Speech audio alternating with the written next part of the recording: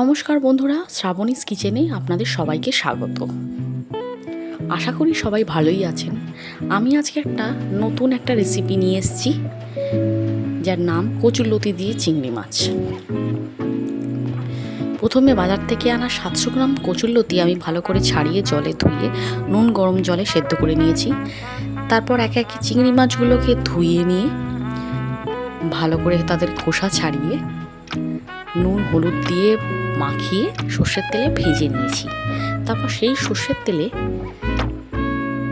একটা শুকনো লঙ্কা আর কিছু কালো জিরে ফোড়ন দিয়ে একে একে পেঁয়াজ কুচি, রসুন কুচি আর চেরা কাঁচা লঙ্কা দিয়ে ভালো করে ভাজা করে নিয়েছি। ভেজে নেওয়ার পরে সেদ্ধ করা কচুরলতিগুলো আমি দিয়ে নিয়েছি।